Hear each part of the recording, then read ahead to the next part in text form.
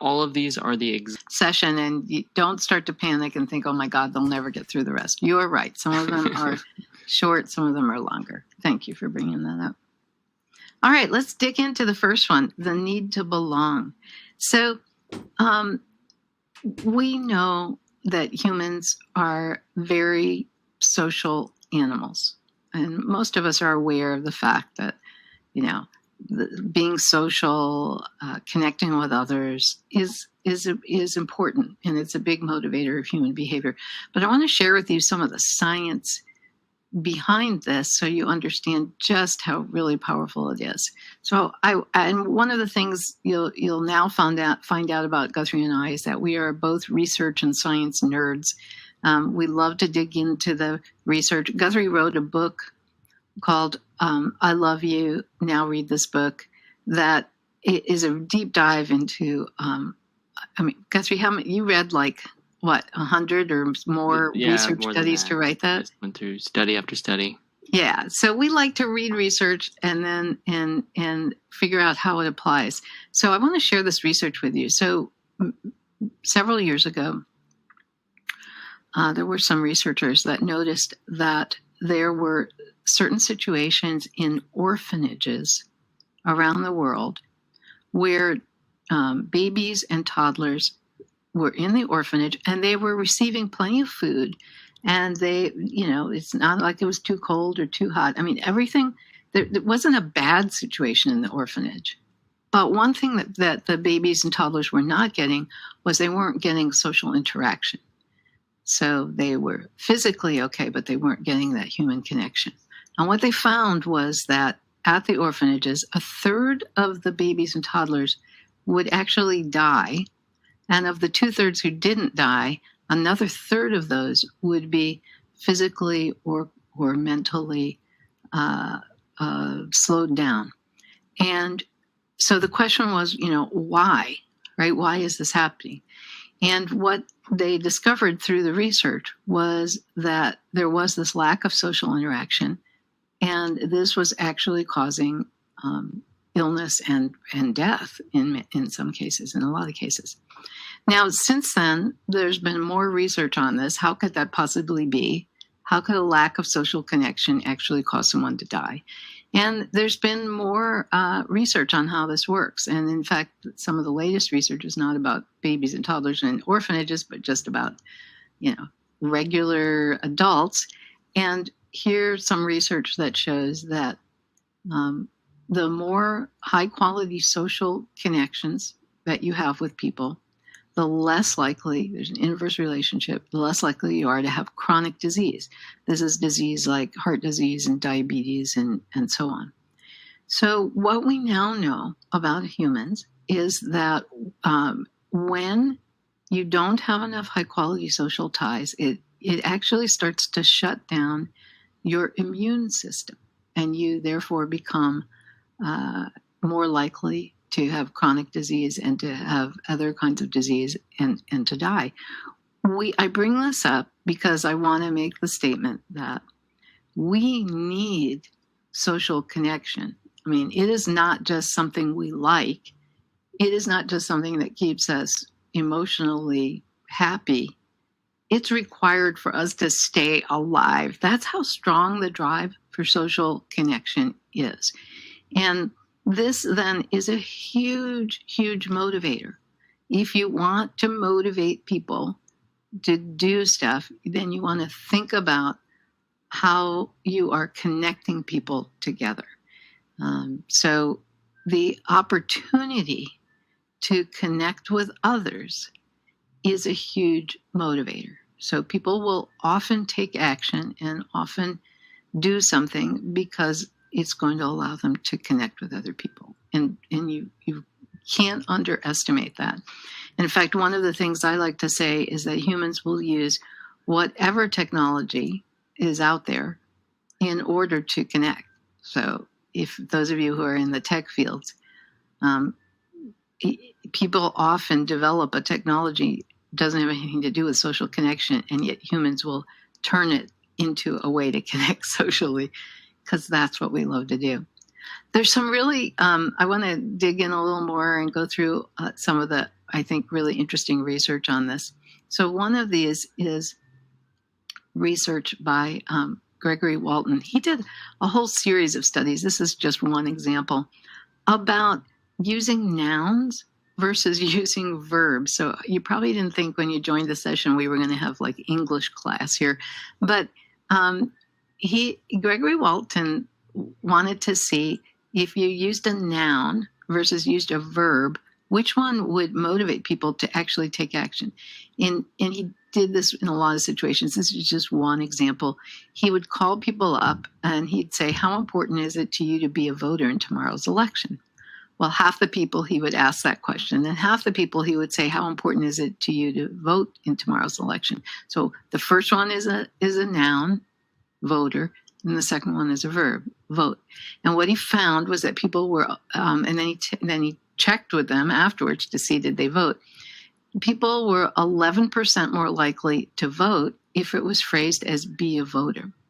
And he has a theory for this, and then he's tested this not just with voting, but with all kinds of things. And his theory is that when you use a noun, it invokes group identity. It makes you say to yourself, I'm a voter. And then because you've invoked that group identity, you want to do what that group would do. You want to be part of that group. That's that need to be social. And by the way, and I mentioned that we do, UX work. So just as an example of how we use this, we had a client who had, it was a nonprofit, and they had a button on their screen that said, donate now. And I decided, let's test out Gregory Walton's theory. So I actually suggested that they change it to be a donor. They change it to a noun instead of a verb. And indeed, their donations went up. And I'd like to say, in terms of the field of design that we work in, there's rarely situations where, well, maybe not rarely, I think you may not agree.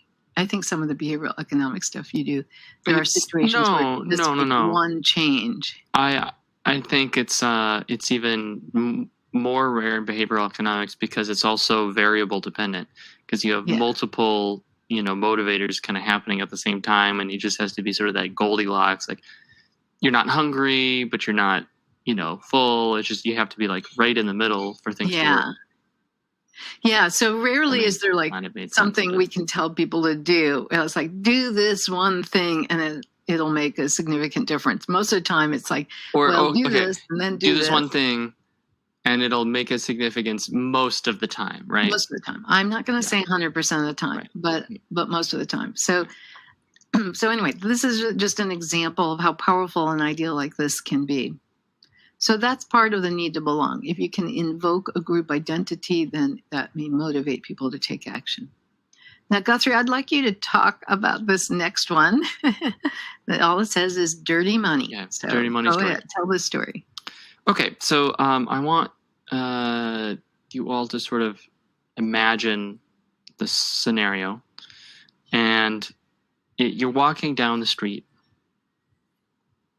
and to the left of you, and you're walking down the street on a sidewalk or something, and to the left of you is someone you really admire in your profession, a peer, a colleague, a mentor, someone whose opinion you respect, someone who you really want to impress. You would be embarrassed if they thought that you did a bad job on a project or something. So imagine that person on your left. And then on the right of you, imagine someone you have a crush on. And it's just, you just really want this person to sort of maybe like you romantically.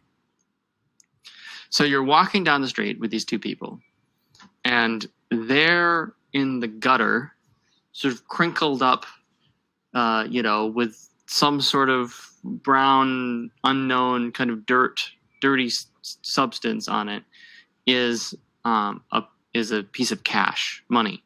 We'll just say it's $50, $100, some kind of sizable denomination of money. And so you go over to grab the money and get it out of the gutter sewer with all the stuff on it. And the two people to your left and right, they look at you and they said, "You're not going to touch that, are you? You wouldn't be the type of person who just is going to touch that very dirty whatever is on their money." And they sort of look at you incredulous. So in this situation, I bet a lot of people would say, "No, I'm not going to do that." And I'm not going to be that type of person who would touch that. And they walk away. And maybe some of you would say, "Oh no, I would take the money. I don't care about the opinions of others, but I would be hard pressed if we actually did it in real life, if that actually happened." I'm not so sure. But regardless, there's a classic norm in economics, which is that people are always these rational thinkers. And here in this situation, we have free money on the table, and you're always supposed to take the sort of free money if it exists, right? You're supposed to take interests that are in your sort of your rational basis. So what does that say about the power of social norms and interactions? That there's probably, it's a lot of money people will turn down to avoid people like being mad at them socially, to avoid people thinking poor of them in social situations. And if you look at other situations about the amount of money people spend to look nice, to have a fancy car, to get approval from others that they really want approval on, it is a huge, very strong motivator. And sort of, further than that, people don't realize how affected they are from social norms. It's really sort of a very often largely unconscious motivator. There's a study that I don't think we have time to talk about in this, and maybe we'll get to it, but I don't think we have time. Where they sort of asked people, they were testing to see, okay, which motivator was going to be really strong, and it was, social norms. That's why we're talking about it. And they asked, what do you think you would be most affected by? Which of these would be the largest influencer on you? And social norms was actually the lowest option, even though so the most people thought it would be the least powerful at influencing the decisions, when in fact it actually was the most powerful. And I'll give one last little quick story before I sort of turn it back over. There is a question that has been raised by a couple of behavioral economists.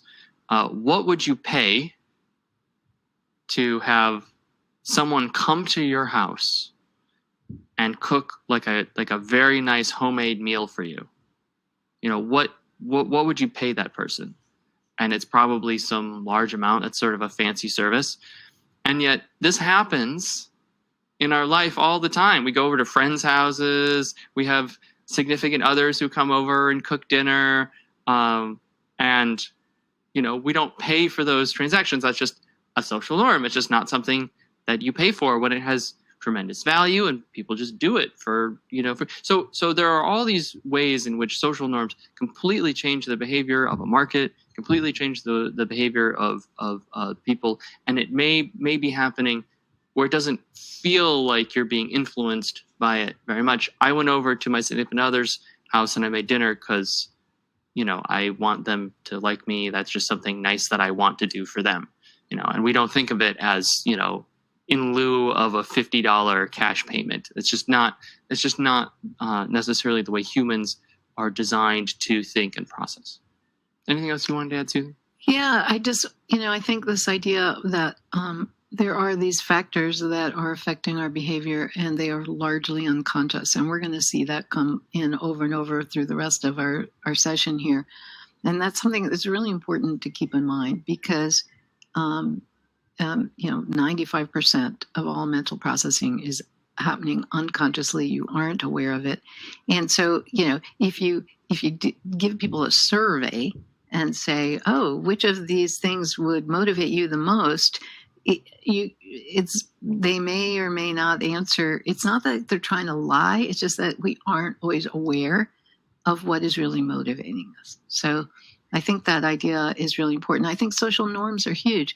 There's a whole thing of social validation, that people tend to do what other people do. That's why ratings and reviews are so powerful when you're making a purchase. But a lot of times people say, oh, well, I know other people are affected by that, but not me. But the research shows that they are. So just beware of thinking these things wouldn't affect you or may not, or asking people, and they'll say, no, it doesn't affect me, but it probably does. I want to talk about a few other things in this need to belong. I want to talk about some chemicals that are produced in the brain and go throughout the body and also have an effect on us. So one of these is oxytocin. So oxytocin is a chemical that the brain might release. And when it is released, people feel a sense of connection, love, tenderness, empathy, trust, belonging, connectedness. And the things that they'll also feel content, calm, and secure, decreases anxiety. So what makes oxytocin be released? Touching, hugging, petting an animal, petting a dog not only releases oxytocin in you, the human, but also actually releases oxytocin in the dog, which is interesting. Cats, not so much. The research shows 50% of the time when you pet the cat, it'll release oxytocin in you, but not necessarily in the cat. But also doing synchronous activities together. So drumming, singing, clapping, dancing. There's a client I did some work for, and at every meeting they start with the corporate cheer. I think you can say the client because this is well known in the industry. All right, at Walmart. So I went to Walmart. I was doing some consulting with them, and they had a group of maybe 20 people come together for some meeting, and they did the Walmart cheer. And I was like, okay, it's a little strange, but okay. And then later when I thought about it, it was like, well, wait a minute. They're probably releasing oxytocin because it's very rhythmic and they're doing it all together. You know, they have to say the same thing and clap together. It's going to release oxytocin. And if they release oxytocin, then that's going to cement and bond the group. So again, just trying to point out how very unconscious and how powerful some of these social situations are. I want to spend a few minutes here. This is our last topic in this section about group activities and being part of a team. So, you know, in the corporate workplace and even not just corporate, in our personal lives, teams are so important, right? I mean, there's, when you're in school, you might be part of a sports team or some other team. In the workplace, we are often organized into teams. And it's part of this whole need to belong. So teams are a really powerful combination. And there's some interesting research. So what we now know is that people don't even have to like the group they're in. Just being part of a team makes them be more cooperative and work together if they believe they're part of a team. Look at the date that this research was done. I just love this, 1920. Guthrie, that's even before my time. People working in a group came up with ideas faster and came up with more ideas than people that were working alone. There's some interesting research done again by our friend Gregory Walton. And he set up a situation where people thought they were working in a team, even though they weren't really working in a team, but they thought they were working in a team. And people enjoyed the work. He would put them in a room. Describe what they did. Yeah. Yeah. He'd bring you in and you'd be part of the experiment, and he'd put you in a room and he'd say, oh, you're on the blue team. And there's other people in other rooms that are on the blue team. And then that you can't see. What? That you can't see. You can't see them. No, you're working alone, but you're with the team. You're together. You're going to solve this puzzle, this problem, but you kind of going to work alone on it. And then there's the red team, you're on the blue team. And then he'd give them this task to do is some problem solving thing. And partway through, the experimenter would come back in and say, oh, hey, there's a hint here, a clue from one of your blue team members has this idea for you, might be useful, to reinforce the idea that there is a blue team and you're on the blue team, even though you're not. So That's one instance. In another group, he wouldn't say there were teams. He would just put you in the room, and then he'd come in the middle and say, "Oh, I have a hint for you," but you weren't part of a team. And what he found was that people who thought they were in a team worked at the task longer before giving up. They rated it as being more enjoyable, and they opted to do a similar problem-solving task weeks later when they didn't even have to, than people who thought they were working alone. So really, really powerful about teams. And as I said before, people will try to use whatever it is they're doing, whatever you create, whatever situation you're in, they will try and make it more social and interact with others. Now, all right. So I have go ahead. have a question Yeah. that came in, and Yeah. I will ask you the question, and you can determine if you want to answer it now, or Or maybe hold. it's better answered in a different section. I'm All not. right, I'm go not quite ahead. sure. Okay. So I have a question here. As a program manager, I Yeah. often find it challenging to manage conflicting priorities and demands from two different stakeholders involved in a project. Yeah. What strategies and techniques would you recommend to effectively navigate such situations to ensure successful completion of the project? Okay, so this is terrible. It's the first question, and I'm going to say, let's hold on that. Yeah, no, Can we I hold figured on you that? would. I figured you would. Yes. You promise to bring it back, though, before we're done? Sure. Because there's some other concepts that in the session that I want to cover before I answer that. I figured you would, but I thought Okay. I'd just let you know. All right, thank you. All right, so we're going to do our first exercise here. And we have these 7 different drivers of motivation, and I want you to apply each of the drivers to a particular case study. So what I want to do right now is just introduce the idea of the case study. So what I would like you to do is I want you to think of a particular situation that you want to work on today. And not just about social, as we were talking, but just some situation where you would like to figure out how to motivate a person or group of people, and be specific. And it could be something in your work life. It could be something in your personal life. It doesn't matter. And you don't have to share it with anyone. So if you don't even have to talk about it. But I'd like you to think about what is a situation where you would like to better motivate a person or people, and then take right now a few minutes to write down what the situation is, what's going on, who the person or the people are that you would like to motivate, and what is the action you're trying to get them to take. So you're choosing a specific case study that we're going to use throughout the rest of the session. So take about, Guthrie, can we take about 3 minutes? Let's do 3 minutes to figure out your case study and write it down. Sure. And I'm just going to turn off my mic, but I'm going to keep track of time on. So 3 minutes.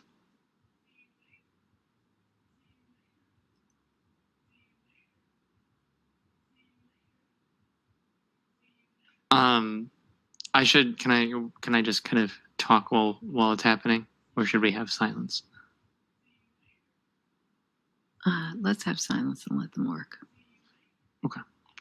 There is yes. I just wanted. There is another question that came through about multitasking. All right, I'll go look at it. Oh, okay. Yeah, I guess you could do that.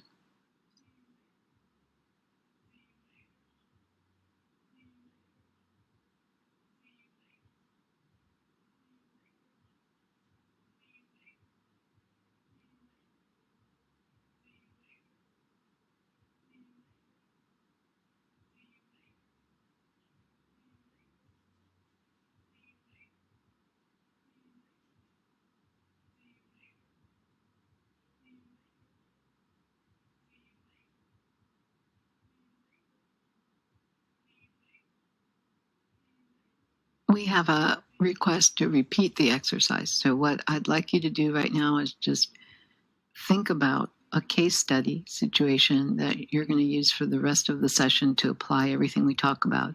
So you're just thinking about what is a situation in your life, past or present, work or personal, where you're trying to motivate someone or a group of people to do something. And I want you to get specific and just write down.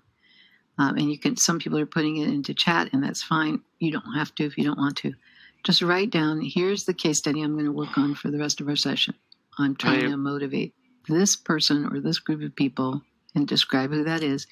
And I want them to do this thing and describe what that is. We actually have a really good question in regards to social interaction and the need to belong, which we should probably maybe answer before we hit the next session.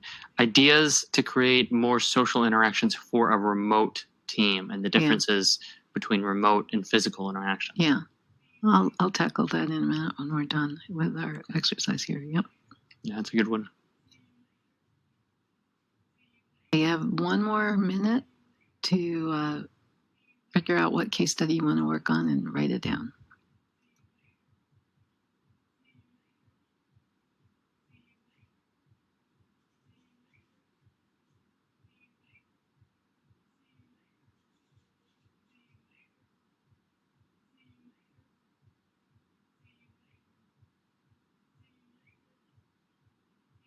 We have another question asking if they can use a fictional motivation. I want to create, a rocket, or does it have to be something sort of in your life? I'd rather it be something real in your life, but if you can't think of anything, then I guess fiction is okay. But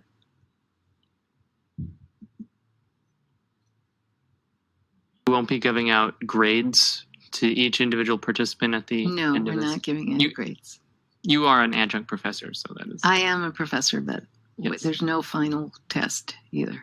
Okay, so hopefully you thought of a case study that you're going to work on. The next thing we're going to do, actually, I'm going to answer those questions that came in about the ones that apply to social, and I'm going to tell you what we're